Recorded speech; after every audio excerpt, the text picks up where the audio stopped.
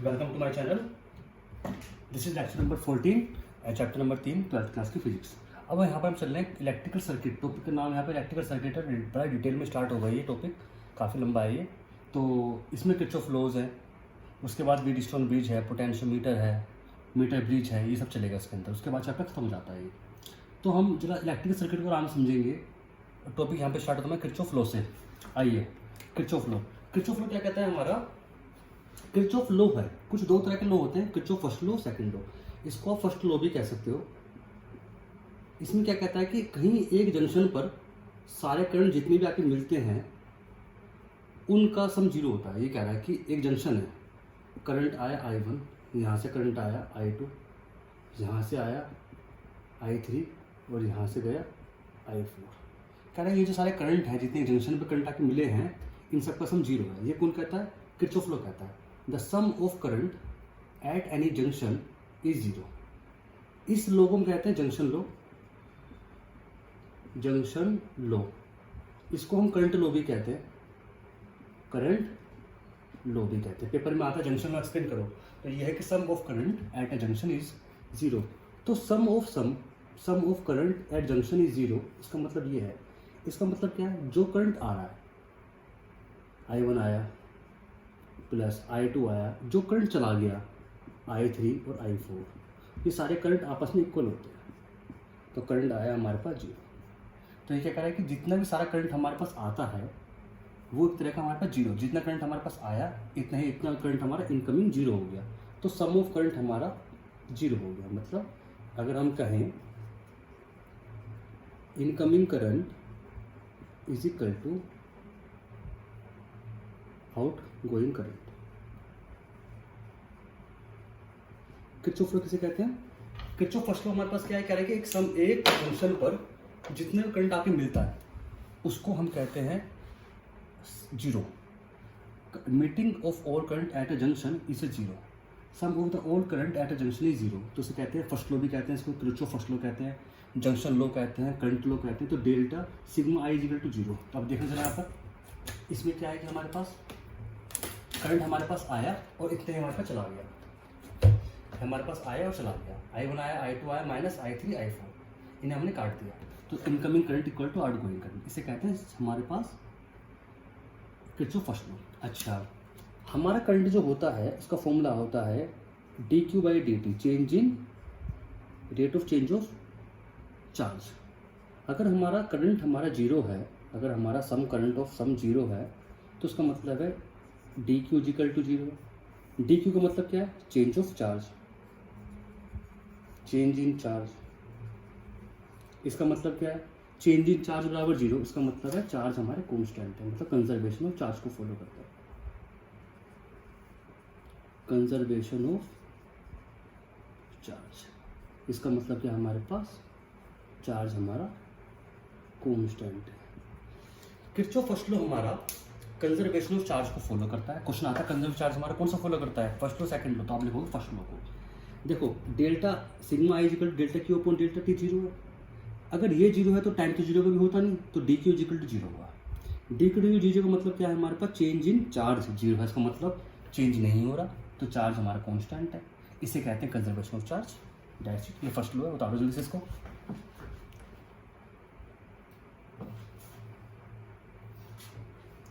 आइए सेकंड पढ़ते हैं, सेकंड लॉ पढ़ते हैं हम।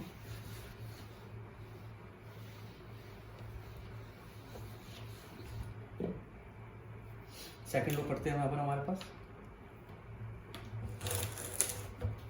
आइए, सेकंड लॉ हमारे पास क्या है? इन अ क्लोज लूप, एक क्लोज लूप के अंदर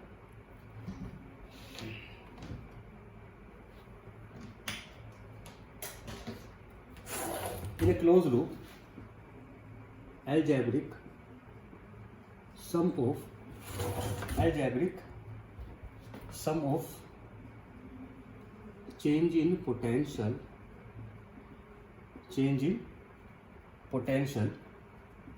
must be जीरो। इसे क्या मतलब है? पहली बात, इसे हम फर्स्ट लॉ कहते हैं, इसको हम वोल्टेज लॉ भी कहते हैं, इसको हम पोटेंशियल लॉ भी कहते हैं। इसको हम लूप लो भी कहते हैं, पेपर में आता है ये, और इसको हम सेकंड लो बोलेंगे। किरचॉफ सेकंड लो बोल दो, वोल्टेज लो बोल दो, पोटेंशियल लो बोल दो, लूप लो बोल दो, बात एक ही है। ये कहता है कि ना कोई भी सर्किट है हमारा, उसके अंदर सम ऑफ वोल्टेज हमारा जीरो होता है कि सब सर्किट का। कहने का मतलब हमारे पास ये है, अगर हम एग्जांपल ले लेते हैं, ये एक हमारा रेजिस्टेंस है R1 और ये एक हमारा एक सेल है E1, एक रेजिस्टेंस हमारा R2, एक हमारा सेल है ये E2, ठीक है। एक मैंने बीच में मान लिया हमारे पास R3, नामकरण करते हैं A B C D E F। ये कह रहा है कि जितना भी आप सम निकालोगे, सम किसी भी सर्किट का, क्लोज सर्किट हमारे कितने हैं, पहले आप ये देखो क्लोज सर्किट हमारे कितने होते हैं। जो क्लोज सर्किट का मतलब बच्चों ये होता है कि कोई भी सर्किट हमारा पूरा, जैसे A B E F A, ये एक सर्किट है। दूसरा देखो B C D E B, दो सर्किट है। तीसरा सर्किट क्या हमारा A C D F A, close circuit. इसकी टोटल पोटेंशियल आप निकालोगे जीरो आएगी। तो कह रहा है कि सिग्मा V हमारे पास जीरो है। सिग्मा का मतलब क्या है, सम, V का मतलब क्या होता है, I into R। Total current और टोटल रेजिस्टेंस को मिला के हमारे पास जीरो है। ये कहता है, ये एग्जाम्पल कहता है, ठीक है। इसका भी हम प्रूफ भी करते हैं। अभी आइए इसका प्रूफ करते हैं, फिर समझते हैं इसको डायरेक्शन बनानी कैसे होती है इसके अंदर, ठीक है जी। करते हैं इसको।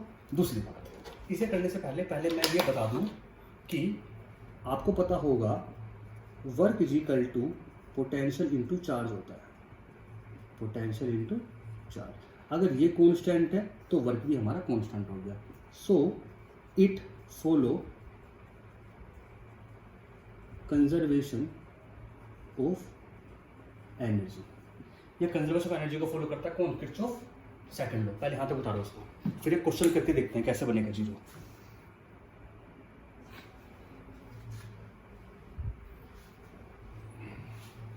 ठीक है, रफ कर दूं। आइए, किरचॉफ सेकंड लॉ का प्रूफ कैसे करना है हमको जरा वो देखते हैं। जरा एक बार किरचॉफ लॉ का सेकंड लॉ का प्रूफ देखते हैं कैसे करना है, और फिर हम उसको आगे बढ़ाएंगे। Kirchhoff second law proof. आइए, मैं एक सर्किट लेता हूँ, सर्किट को बनाता हूँ यहाँ पर।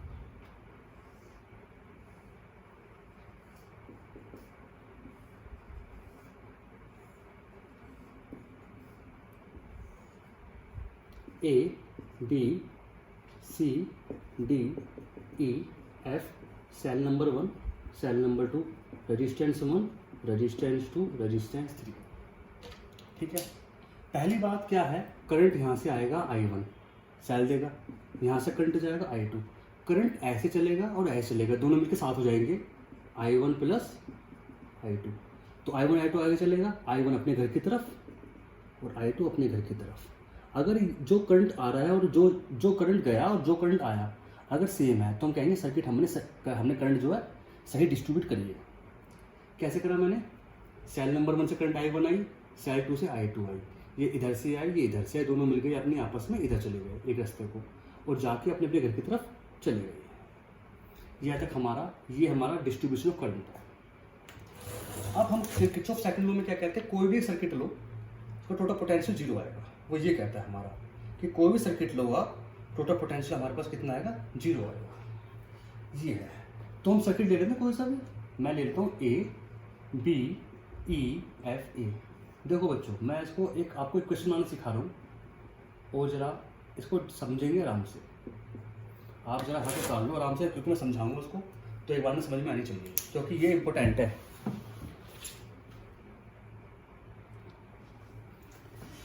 देखो जी, इक्वेशन बनाने के लिए आप A से चलो, A B E F A, जो आपको मिले वो लिख दो। पहले A B पे गए, फिर E पे गए, तो आपको मिला R3 में करंट आ रही है कितनी, I1 प्लस I2। ऐसे आए, फिर आप ऐसे आए, फिर आपको क्या मिला, E1 मिला।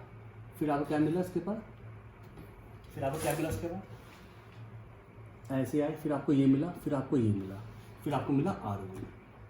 ठीक है, R1 में करंट कितनी आ रही है? I1। इसे कर दो जी। ये तरीका है करने का, कैसे कर रहा हूँ देख लो जरा कैसे कर रहा हूँ। पहले बोला तुमको R3, इसमें करंट कितनी आई? I1 प्लस I2 लिख दिया। फिर मिला आपको E1, E1 में करंट नहीं लिखते क्योंकि अपने आप में खुद वो पोटेंशियल है। फिर मिला हमें R1, R1 में कितनी करंट आ रही है? I1, हमने रख दिया। अब इसको आगे आपको प्लस माइनस लगाने सिर्फ, वो कैसे लगाने? जैसे जैसे आप चलो वैसे चलो, और ये करंट का डायरेक्शन सेम है तो प्लस कर देना, अपोजिट में माइनस कर देना। जैसे आप ऐसे गए तो ये डायरेक्शन सेम चल रही है तो दोनों के सेम हो गए। फिर आप ऐसे गए, कहाँ टक्कर मारी तुमने इसके अंदर? अगर तुम्हें सेल का प्लस माइनस लगाना है तो क्या होता है, ये जो बड़ा वाला होता है प्लस, छोटा वाला होता है माइनस, तो आपने टक्कर कहाँ मारी? नेगेटिव में, तो नेगेटिव मैंने यहाँ लगा दिया। फिर आप ऐसे आए और ये करंट भी ऐसे चल रहा है तो यहाँ हो गया प्लस। That's your answer. ये आपकी इक्वेशन बन गई R3 I1 I2 plus R1 I1 is equal to E1। ये इक्वेशन नंबर 1 है। ठीक है, नहीं समझ में आई? दोबारा देखते हैं, खुद ही बनाना। आपकी बार B C D E B लेंगे। हम कैसे कैसे जा रहे हैं?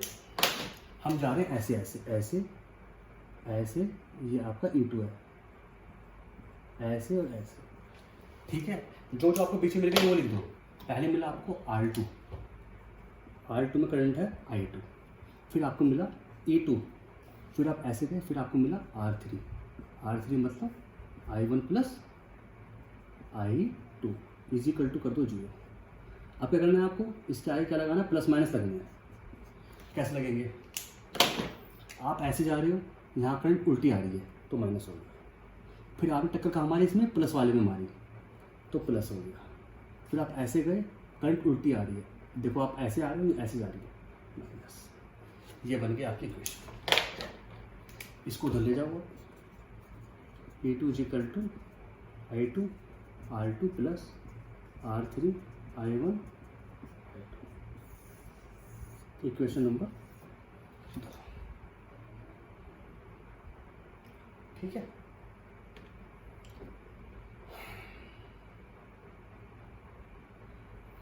बस अब आप लिख दो यहाँ पर sigma E is equal to 0। That's your proof. ये आपका आंसर है। तो मैंने आपको क्या बताया? हमेशा आपको प्लस माइनस कैसे लगेंगे? डायरेक्शन के बेस लगेंगे। ठीक है, इसे कर लो, फिर और क्वेश्चन करेंगे आगे। एकदम देखते हैं, उतारो उसको।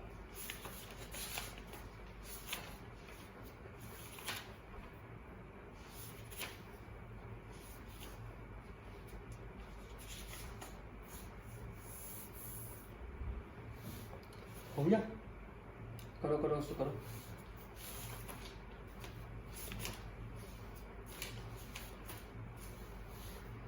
रफ करो मसाला। ठीक है, चलिए। तो हमने किरचॉफ लॉ बनाना सीख लिया, बहुत बढ़िया। अब हम जरा यहाँ पे देखते हैं हमने क्या क्या पढ़ लिया अब तक। अब तक हमने पढ़ा I is equal to E upon R plus R। छोटा r हमारे पास है इंटरनल रेजिस्टेंस, बड़ा R हमारे पास है एक्सटर्नल रेजिस्टेंस, E हमारे पास है EMF, I हमारे पास है करंट, V हमारे पास है वोल्टेज। दूसरी बात, मैंने कहा था कि V का हमारे पास होता है I माइनस IR। एक फॉर्मूला ये होता है V ऑलवेज ग्रेटर देन होता है E से, E हमेशा ग्रेटर देन होता है V से। पहला फॉर्मूला, दूसरा फॉर्मूला, तीसरा फॉर्मूला।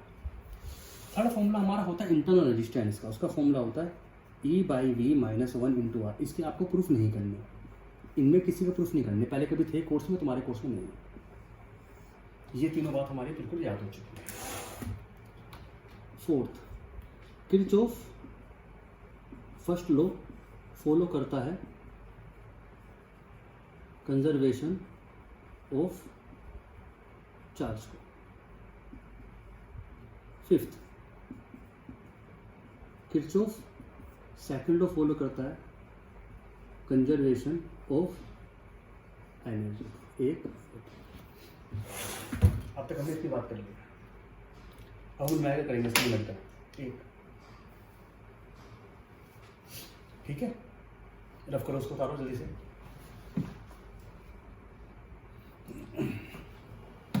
आइए, अब एक क्वेश्चन करते हैं हम यहाँ पर पेपर पे, आइए।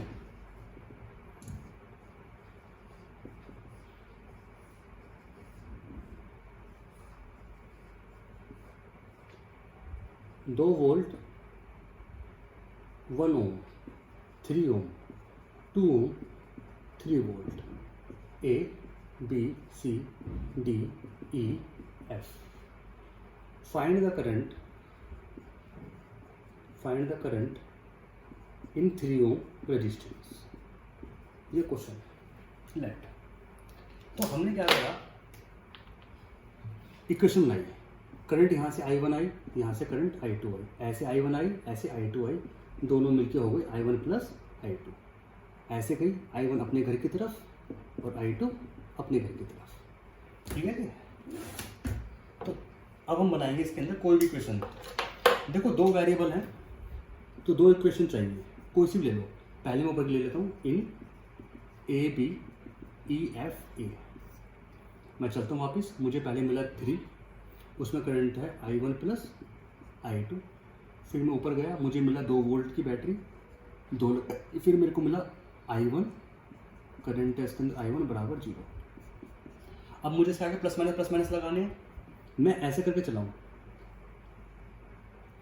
जब मैं ऐसे गया दोनों सेम डायरेक्शन, ऐसे गया ये भी करंट ऐसे है, प्लस हो गई।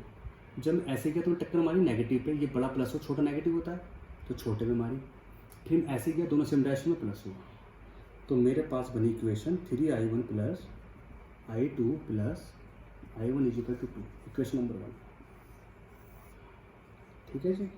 अब मैं लूप की बात करता हूँ, B C D E B. आप ऐसे गए, आपको मिला यहाँ पे 2 में करंट जा रही है I2। फिर आपको मिला 3 वोल्ट, फिर आपको मिला 3 करंट है इसके अंदर I1 प्लस I2 बराबर 0। जब आप ऐसे ऐसे गए थे, आप ऐसे गए तो उल्टा जा रहा है माइनस, यहाँ प्लस टक्कर मारी तो प्लस, आप ऐसे गए टक्कर आ रही है और माइनस। तो इक्वेशन बनी बनी, इन नेगेटिव को उधर ले जाओ आप। 3 is equal to 3I1 I2 plus 2 into I2, equation number 2। ठीक है। अब इन इक्वेशन को आप सोल्व कर लो। कैसे, आइए मैं करके दिखाता हूँ। इसे मल्टीप्लाई कर लेते हैं फर्स्ट वाले को, 3I1 प्लस 3I2, I1 बराबर 2, तो I1 4I1 प्लस 3I2 बराबर 2, इक्वेशन नंबर 3। इस वाले को सोल्व करो जरा। 3I1 3I2 2I2 3, I1 इतनी, 3 और 2 5, I2 बराबर 3, इक्वेशन नंबर 4।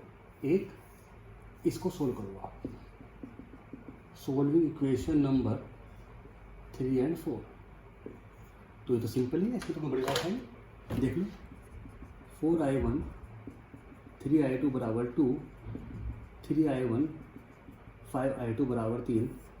इनको कोई भी सेम बना लो भाई। इस पूरे को आप मल्टीप्लाई कर दो 3 से, इस पूरे को मल्टीप्लाई कर दो आप 4 से, तो ये पार्ट बराबर आ जाएगा, है ना। वो 2 वैल्यू के सोल्व करते थे ना पहले हम, वैसे ही बिल्कुल करो जरा इसको। 12I1 3 तिया 9I2 बराबर 6, इसको मल्टीप्लाई करो। 12I1 5 चौक 20, I2 4 तिया 12, माइनस माइनस माइनस। ठीक है, ये तो कट गए। इसमें कितने बचे हमारे, -11 I2 बराबर -6, माइनस से माइनस कट गया, I2 की वैल्यू आ गई 6/11 एम्पियर। सही है। मैं इसको यहाँ से रफ कर देता हूँ। अब इसकी इक्वेशन पुट कर दो कहीं पर वैल्यू हमने। अगर मैं यहाँ पे वैल्यू पुट करता हूँ इसकी, 4I1 प्लस 3I2 बराबर 2, आपको निकालना I1, तो 2 माइनस 3I2, 2 माइनस 3I2 की वैल्यू कितनी है 6/11, तो कितना हुआ 22, 6 तिया 18/11, 4/11, 4 से 4 कट गया, I1 की वैल्यू कितनी है 1/11। आपको निकालना कितना करंट इन, आपका क्वेश्चन क्या था, करंट इन 3 ओम, वो कितना है हमारे पास I1 प्लस I2। I1 की वैल्यू कितनी है 1/11, I2 की वैल्यू कितनी 6/11, तो आंसर है 7/11 एम्पियर। Dates your answer. ये 3 मार्क्स का क्वेश्चन पेपर में आएगा तुम्हारे, पूरा का पूरा कंप्लीट इसी तरह क्वेश्चन पेपर बनेगा तुम्हारा सारा, ठीक है ना। ये क्वेश्चन ऐसे तैयार करना है आपको, एक क्वेश्चन मैंने आपको करा दिया, बहुत सारे क्वेश्चन पेपर में होने हैं आपके ऐसे। उतारो उसको जल्दी से।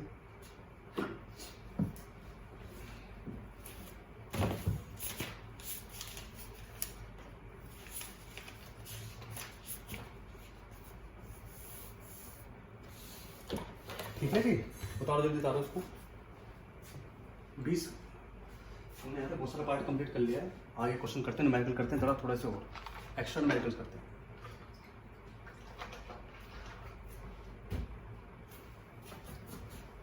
ऑफ करता हूँ इसको।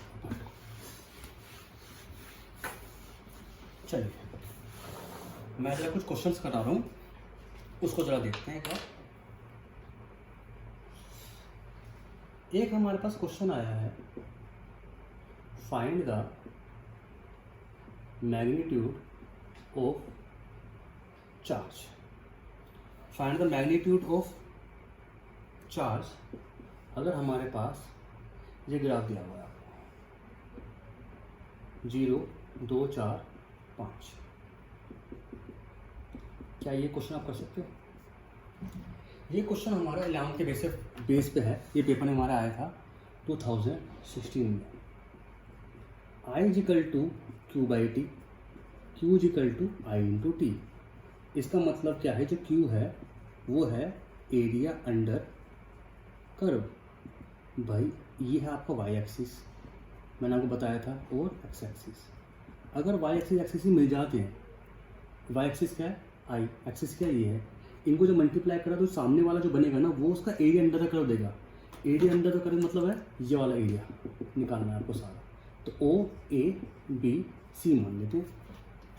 तो एरिया अंडर कर्व जो आपके पास होगा, एरिया एक तो 1 ये है, एक हमारे पास ये है, एरिया 1 एरिया 2 ये है। तो एरिया क्या है हमारे पास, एरिया ओ ए सी, इसको डी मान लेता हूँ, area O A D upon plus area A T C B.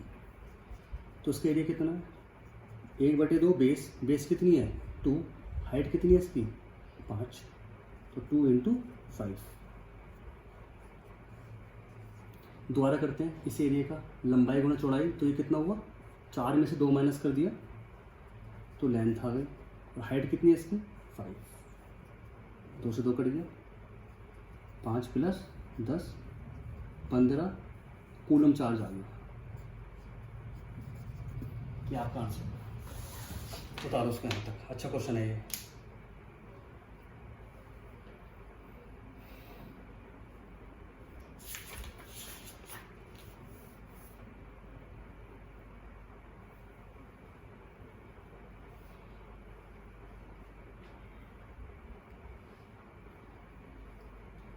ठीक है, आइए क्वेश्चन नंबर 2 करते हैं। एक क्वेश्चन हमारे पास आया था, ये हमारा 2R है, ये हमारा 2R है, तो ए और बी के बीच में रेजिस्टेंस बताओ। Find the resistance between A and B. तो क्या बनेगा इसका इक्विवेलेंट 1/2R 1/2R। आप इसको पैरेलल में ट्रीट करोगे तो कैसे बनता है, 2R 1 + 1 2/2R कट गया। तो आंसर कितना है, ये पेपर में आ चुका क्वेश्चन है ये, R/2। That's your answer. उतारो उसको।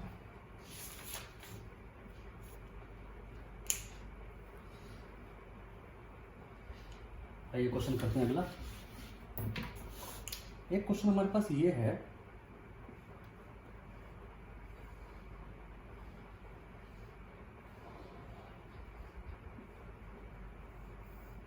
ये क्वेश्चन है A B C 30 ohm 30 ohm, 2 volt, find the current, find the current. मैं इसको 10 लेता हूँ ताकि सिंपल और थोड़ा हार्ड बनेगा। इसे क्वेश्चन करने के लिए आप पहले देखो V equal to I R लगाऊंगा डायरेक्ट। V आपको दिया हुआ है 2 वोल्ट का, करंट आपको निकालनी है। अगर आप आर करंट निकाल लो तो इसका, ठीक है जी। अब कैसे निकालोगे आप? पहले तो आप सीरीज ढूंढो इसके अंदर। तो पहले तो मैं अगर क्या करूँ, इन दोनों को मैं साथ ले लूँ तो क्या बनेगा, सीरीज में चल रहा है, एक लाइन से कनेक्ट है पूरे के पूरे, कहीं कट नहीं लगा हुआ, तो ये हमारा सीरीज में है। तो ये क्या हुआ हमारे पास सीरीज। R1 में मान लेता हूँ 30 + 10 40 ओम, आर सीरीज। अब इनका क्या बना दिया मैंने R1 और 30 क्या है एक साथ में पैरेलल में। अगर आप इसको मैं रफ कर रहा हूँ उसको, इसे हटा के, अब ये हो चुका है कि इसको हटा के एक नया रेजिस्टेंस बन चुका है जिसका नाम है 40 एम्पियर। अब ये दोनों पैरेलल में, इसे निकालो आप। तो R इक्विवेलेंट कैसे निकालते हैं हमेशा?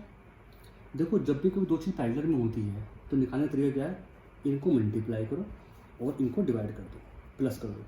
जनरली सब ऐसे निकालते हैं, बार बार हम एक बार नहीं करते।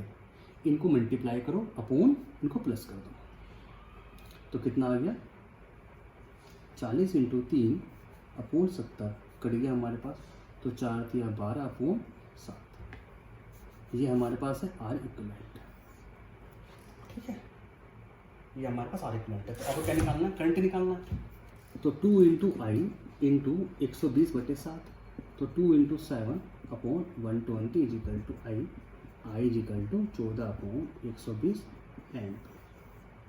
Dates your answer. इसे ऐसे करते हैं, उतारो उसको।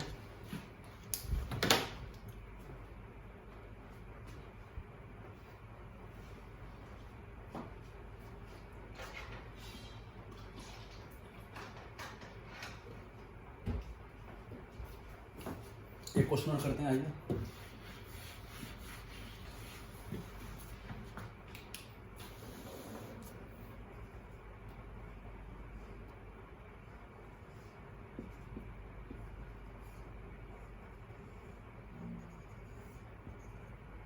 B R1 R2 R3 R4 R5। Late आपको ये सोल्व करना है। Find the equivalent resistance.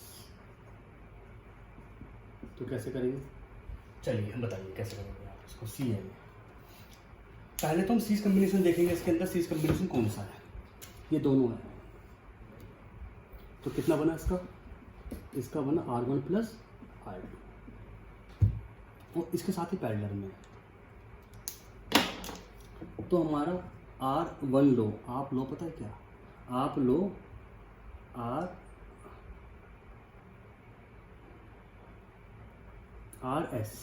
RS हुआ मेरा R1 + R2। अब लो आप RP में क्या है मेरा RS × R5, ये पैरेलल है।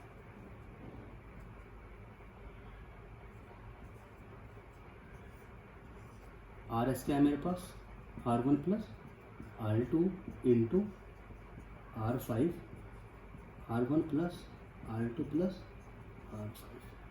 ये सारा यहाँ तक हो चुका है और तीनों किस में, सीरीज में है।